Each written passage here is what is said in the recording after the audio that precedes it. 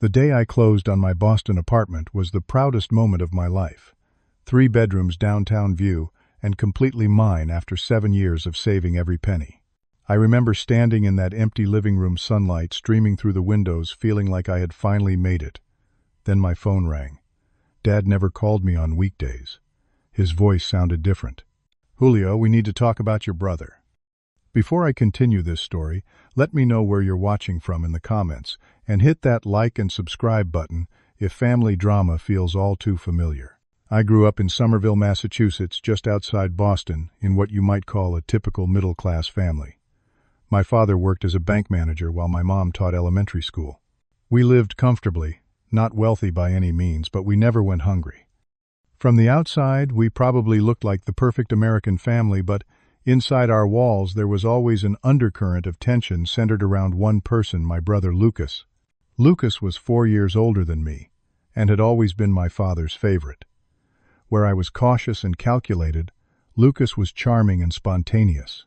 My father adored these qualities in him, often saying, "Lucas knew how to live life to the fullest." What my father saw as charisma and boldness, my mother and I recognized as irresponsibility and impulsiveness, especially when it came to money. By the time I turned 12, the pattern was firmly established in our household. Lucas would spend recklessly, come up short, and my father would bail him out. Whether it was maxed out credit cards during his first semester of college or a car loan he suddenly could not afford, my father always found a way to help him out of a tough spot. My mother would protest quietly, then eventually give in to keep the peace.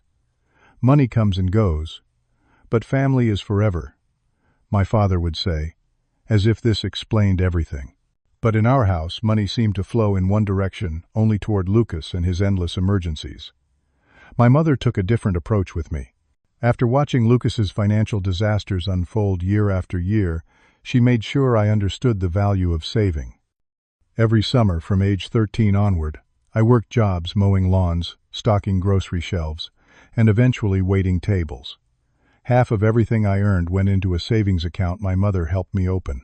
"Your brother and father are dreamers," she told me one night after Lucas had called asking for money to cover his rent. "Someone in this family needs to be practical." I took her words to heart and became the practical one.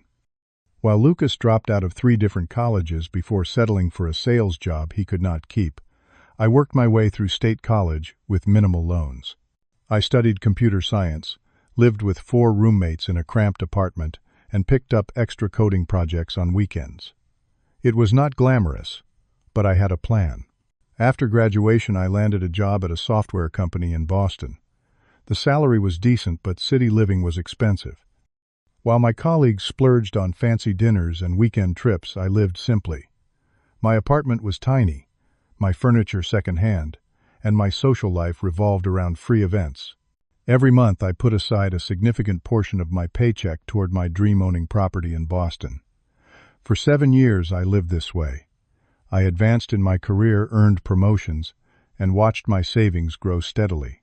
All the while, Lucas bounced between jobs, relationships, and financial crises. Each time he crashed, my father was there to soften his fall, often calling me to complain about how hard things were for my brother. "Life has not been as easy for Lucas as it has been for you," he would tell me, as if my stability was just good luck rather than the result of years of sacrifice and hard work. Over time, I learned to let these comments slide off my back and kept my focus on my goals. By my 30th birthday, I had saved enough for a down payment on a 3-bedroom apartment in a recently renovated building near the waterfront. The market timing was perfect, interest rates had just dropped, and my credit score was excellent. When I signed those final papers and received the keys, I felt like I had conquered Mount Everest. The apartment was more than just a place to live.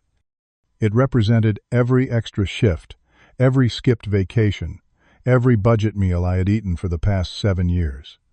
It was tangible proof that my approach to life was working, that discipline and planning could create security. In the weeks after moving in, I noticed my father calling more frequently. Usually he would contact me every few weeks, mainly to tell me about Lucas's latest achievements, greatly exaggerated, or to subtly probe my financial situation. Now he was calling almost daily, asking vague questions about how I was settling in and mentioning important family matters he wanted to discuss in person. I had a sinking feeling in my stomach. Over the years I had developed what I called my Lucas radar, that warned me when another of my brother's disasters was brewing. This felt exactly like that, but I tried to give them the benefit of the doubt. "Why do you not invite your family over for dinner this Sunday?" my mother suggested during one of my father's calls. "We can see your new place and we have some news to share." I agreed, hoping that maybe, just maybe, they genuinely wanted to celebrate my achievement. Little did I know that Sunday dinner would change everything between us forever. The doorbell rang at exactly 6 in the evening that Sunday. I had spent the entire day preparing, cleaning every corner of my new apartment and cooking my mother's favorite lasagna recipe. I wanted everything to be perfect to finally show my family what I had accomplished on my own. When I opened the door, I was surprised to see not just my parents, but Lucas as well. No one had mentioned he would be coming. He stood slightly behind my father, looking thinner than when I had last seen him at Christmas, with dark circles under his eyes and a forced smile that did not reach them. "Surprise," my father said cheerfully. "Lucas wanted to see your place too. We brought wine." I welcomed them in, trying to hide my uneasiness. Something about Lucas's demeanor was off, and my father seemed overly enthusiastic, almost manic in his efforts to keep the conversation light. Only my mother behaved normally, complimenting the apartment and asking thoughtful questions about the neighborhood and my neighbors. "This is really something, Julio," my father said as he walked through the living room, running his hand along the granite kitchen counter. "Must have cost a pretty penny. What did you pay for it?" Before I could decide how to respond, Lucas interrupted. "The view is incredible. You can see the harbor from here." Dinner was tense, despite my attempts to keep the conversation flowing. My father kept steering the talk toward my finances, while my mother focused intently on her food, barely making eye contact. Lucas fidgeted, constantly checking his phone and excusing himself twice to take calls in the hallway. It was only after we had finished eating, as I was serving coffee, that my father finally revealed the purpose of their visit. "Son, we need to talk about something serious," he said, setting down his mug with a heavy thud. "Your brother is in trouble." Lucas suddenly seemed to find the pattern of my carpet fascinating, staring down at the floor while my father continued. "Lucas has run into some financial difficulties. He got mixed up in some online poker games, thinking he could make some quick money. Things got out of hand." "How out of hand?" I asked, already dreading the answer. "He owes $175,000, my father said flatly. I nearly dropped the coffee pot. "What? How is that even possible?" "It started small." Lucas finally spoke, his voice barely above a whisper. 5,000 here, 10,000 there. I kept thinking I could win it back. Then I started borrowing from these guys who run the sites. They gave me credit, and before I knew it. "These are not nice people, Julio," my father cut in. "They have been calling at all hours. They have threatened him. They know where he lives, where Mom and I live. This is serious." My mother had tears in her eyes now. "We have already given him everything we can. We remortgaged the house last year when he had the other situation." This was news to me. I had no idea my parents had put their home on the line for Lucas previously. I felt a surge of anger at being kept in the dark about something so significant. "What does this have to do with me?" I asked, though I already knew the answer. My father leaned forward, putting his hand on my knee in what I suppose he thought was a gesture of familial connection. "You just bought this beautiful apartment. The market is hot right now. If you sold it, you could pay off Lucas's debt and still have enough left to put a down payment on something smaller." The audacity of his request left me speechless. I looked from my father's expectant face to my mother's tearful one to Lucas, who still could not meet my eyes. "You want me to sell my home to pay off his gambling debts?" I finally managed to say. "It is not just gambling debts," my father said, as if this distinction somehow made the request more reasonable. "It is about protecting this family. These people play rough, and it is not like you would be left with nothing. You could get another apartment." "Another apartment," I repeated incredulously. "Do you have any idea how long I saved for this place? 7 years. 7 years of overtime and side jobs and living with roommates in a place so small I could barely turn around. "We know you worked hard," my mother interjected softly. "Do you? Because it sounds like you think I should just throw it all away because Lucas cannot control himself." Again. Lucas finally looked up. "I know I messed up Julio. I know that. But I am really scared. These guys, they are serious. They know about Mom and Dad. So get a loan. Declare bankruptcy. Go to the police." I suggested, my voice rising. "There have to be other options than me selling my home." "We have explored all those options," my father said dismissively. "The banks will not lend him that kind of money with his credit history. Bankruptcy would not help with these kinds of debts. And these are not the kind of people you involve the police with unless you want even bigger problems." He leaned forward again. "You have always been the responsible one, Julio. The family needs you now. You could pay off your brother's debt, help him get back on his feet. That is what family does. Family also does not gamble away small fortunes or expect others to clean up their messes," I shot back. The conversation devolved from there. My father's tone became increasingly manipulative, alternating between guilt trips about family loyalty and thinly veiled accusations that my success somehow came at the expense of my brother's. "Everything has always come easier to you," he said at one point. "Lucas has struggled his whole life while you just sail through." This was so fundamentally untrue that I almost laughed. Nothing in my life had come easy. I had worked for every single thing I had while watching Lucas squander opportunity after opportunity. "You could pay off your brother's debt," my father said again, his voice hardening. "It is the right thing to do." I looked around at my apartment, at the space I had created for myself through years of sacrifice and discipline. I thought about all the nights I had stayed late at work, all the social events I had skipped, all the budget meals I had eaten to make this possible.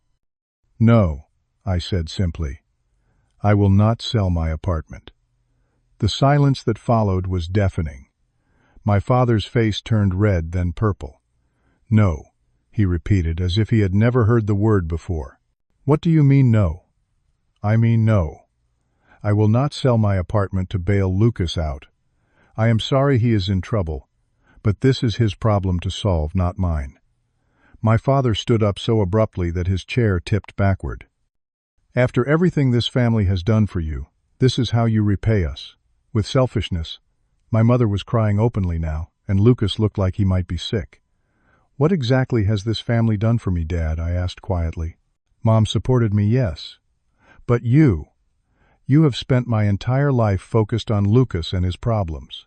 You have never once acknowledged my achievements unless they could somehow benefit him." "That is not true," my father sputtered. "We have always been proud of you. Proud enough to ask me to give up everything I have worked for. That is not pride. That is exploitation." My father grabbed his coat. "If you do not help your brother now, do not consider yourself part of this family anymore." My mother gasped. "Frank, you do not mean that." "I do mean it," he insisted. "Either he helps Lucas, or he is no son of mine." They left in a storm of slammed doors and harsh words. My mother hugged me briefly at the door, whispering, "He will calm down. Just think about it, please." But I had thought about it. I knew my answer would not change. After they left, I stood in my living room, the same room where I had felt such pride just weeks before. Now it felt empty and cold despite the summer evening warmth. I had kept my apartment but potentially lost my family. The victory felt hollow, yet I knew deep down I had made the right choice. What I did not know then was that the confrontation that night was only the beginning of what would become an 8-month battle that would test every boundary I had ever set. The harassment started with phone calls. My father called multiple times a day, sometimes rational, and pleading, other times angry and threatening. My mother called less frequently, but her tearful voicemails were almost harder to bear. Lucas texted constantly with updates about the scary guys who were pressuring him and detailed descriptions of what might happen if he could not pay. I tried to remain firm but compassionate.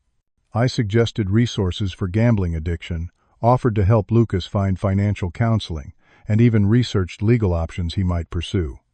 All my suggestions were rejected outright. "We do not need your advice," my father snapped during one call. "We need your money." By the third week, my extended family had joined the pressure campaign. Aunts, uncles, and cousins I rarely spoke with suddenly found time to call or text, all with the same message: family comes first and I should step up to help Lucas. "Your grandfather would be so disappointed in you," my Aunt Madeline told me during an unexpected visit to my office. "He always said blood is thicker than water." What none of them seemed to understand was that this was not just about money. This was about enabling a destructive cycle that had been going on for decades. If I sold my apartment to bail Lucas out, what would happen the next time he got into trouble? And there would be a next time, as long as people kept rescuing him from the consequences of his actions. The harassment reached a new level when my mother showed up at my door one rainy Tuesday evening. She looked exhausted, her normally neat appearance disheveled, her eyes red from crying. "May I come in?" she asked softly. I could never say no to my mother, so I let her in and made her tea. We sat in uncomfortable silence until she finally spoke. "There is something you should know," she said, staring into her mug. "Lucas has been in trouble before, worse than your father ever told you." Over the next hour, my mother revealed a history I had only glimpsed parts of. 2 years ago, Lucas had convinced my grandparents to invest in a business opportunity that was nothing more than a front for his gambling. He had drained nearly $60,000 from their retirement savings before they discovered the truth. "Your father paid them back by taking out a second mortgage," she explained. "We made Lucas promise to get help, and he did seem better for a while. But then he started again, and this time the amounts were so much larger." "Why did you never tell me this?" I asked, hurt that such significant family events had been kept from me. "Your father thought it would be better if you did not know. He did not want to burden you," she said, though we both knew the truth was that he did not want me to think less of Lucas. "Mom, I cannot fix this," I told her gently, "and more importantly, I should not. Lucas needs real help, not another bailout." She nodded sadly. "I know. Deep down, I know you are right. But your father cannot see it, and he is frightened for Lucas." She left without pressing me further about selling my apartment, but the revelation about my grandparents disturbed me deeply. How many other family members had Lucas taken advantage of with my father's implicit permission? A few days later, I discovered Lucas had taken the campaign public. He had posted a lengthy story on social media about how his wealthy brother was refusing to help him during the hardest time of his life, conveniently omitting the cause of his troubles or the nature of the help he was seeking. The post was filled with comments from friends and distant relatives expressing shock at my callousness. By this point, the constant stress was affecting my work and sleep. I found myself jumping every time my phone rang and dreading checking my email or social media. Friends noticed my distraction and withdrawal. "You look terrible," my colleague Jason told me bluntly one morning. "What is going on with you?" I had been private about my family drama, embarrassed by the whole situation, but I finally opened up to Jason over lunch. To my surprise, he nodded in understanding throughout my story. My sister was the same way, he told me. Drug problem instead of gambling. But the family dynamic was identical. My parents enabled her for years, until I finally had to step back completely. It was the hardest thing I ever did. "How did it turn out?" I asked. She hit rock bottom, which was terrifying to watch from a distance. But then she finally got real help because there was no other option. 3 years sober now, and actually thanked me last Christmas for not enabling her. Conversations like this one with Jason helped reinforce that I was making the right decision despite the constant barrage from my family suggesting otherwise. Other friends offered similar support, with many sharing their own stories of difficult family boundaries. After 2 months of nonstop pressure, I made the difficult decision to block my father's and Lucas's numbers and social media accounts. I sent my mother a separate message explaining that I loved her but needed space from the situation. Then I focused on rebuilding my peace of mind through therapy, exercise, and reconnecting with friends. For a while, things were quieter. I heard occasional updates through a cousin who had remained neutral in the family conflict. Lucas had apparently found someone else to borrow money from and had made a partial payment to his creditors. My father was still furious with me but had shifted his energy to this new solution. I hoped the worst was behind us. Then, nearly 8 months after that fateful Sunday dinner, I received a certified letter from a law firm representing my father and brother. My stomach dropped as I read their claim that I had verbally agreed to provide financial assistance and was now in breach of this supposed agreement. They were seeking damages equal to the amount of Lucas's debt plus interest. When I showed the letter to my attorney, he actually laughed. "They have absolutely no case," he assured me. "But we should take it seriously nonetheless." For the next several weeks, I documented every interaction I had ever had with my father and brother regarding money. I gathered text messages, emails, and voicemails where I had explicitly stated I would not be selling my apartment or providing the money. I even found witnesses who had heard me refuse their requests. When I was finally served with actual lawsuit papers, I felt a strange mix of emotions. Anger at the audacity hurt that my family would go this far, but also a steely resolve to end this once and for all. The court date arrived on a crisp fall morning. I arrived early with my attorney professionally dressed and well prepared. My father and Lucas arrived minutes before proceedings began, both looking uncomfortable in rarely worn suits. My mother was noticeably absent. The hearing itself was almost anticlimactic. The judge, an older woman with shrewd eyes and zero patience for nonsense, saw through the case immediately. When my father tried to argue that family obligation constituted a verbal contract, she shut him down with a withering look. "Family obligation is a moral concept, not a legal one," she told him flatly. "And even if your son had verbally agreed to help, which all evidence suggests he explicitly did not, a promise to maybe sell property to help a relative does not constitute a binding contract." Lucas tried to interject with a claim that I had promised in private to help him, but my documentation of our text exchanges quickly disproved this. The case was dismissed in less than 30 minutes, with the judge adding a stern warning to my father and brother about filing frivolous lawsuits. The final blow came when she ordered them to pay my legal fees, a decision that made my father's face turn a shade of red I had never seen before. As they hurried out of the courtroom, avoiding my eyes, I felt not triumph, but a profound sadness. This was my family, the people who should have supported my success and respected my boundaries. Instead, they had tried to exploit me and then punish me for refusing. Yet beneath that sadness was something else, the certainty that I had done the right thing. For perhaps the first time in my life, I had set a boundary with my family and held it despite enormous pressure. It had cost me relationships I valued, but it had saved something even more important: my sense of self-worth and agency. The lawsuit marked the end of one chapter in my life, but the beginning of another. With the legal threat eliminated and a restraining order in place preventing my father and Lucas from contacting me, I finally had the space to process everything that had happened and decide what kind of future I wanted. The first few weeks after the court hearing were surprisingly difficult. Though I had won the case, decisively, victory felt empty. I had lost my family, or at least the version of family I had grown up with. My apartment once, my pride and joy, sometimes felt like the thing that had cost me my relationships. On my darkest days, I questioned whether it had been worth it. My therapist helped me see that what I was mourning was not the loss of the actual relationship with my father and brother, but the loss of the relationship I had always hoped we might have. I was grieving a fantasy, not a reality. "Your father and brother showed you exactly who they were," she pointed out. "They were willing to sacrifice your financial security and mental well-being to avoid facing the consequences of Lucas's actions. That is not love." Slowly, I began rebuilding my life on my own terms. I focused on my work, earning a significant promotion that spring. I renovated parts of my apartment, making it truly mine in every sense. I joined a rock climbing club and made new friends who knew me as I was now, not as the dutiful son and brother I had been trained to be. 6 months after the lawsuit, my mother reached out via email. Her message was simple but profound. "I am sorry I did not stand up for you.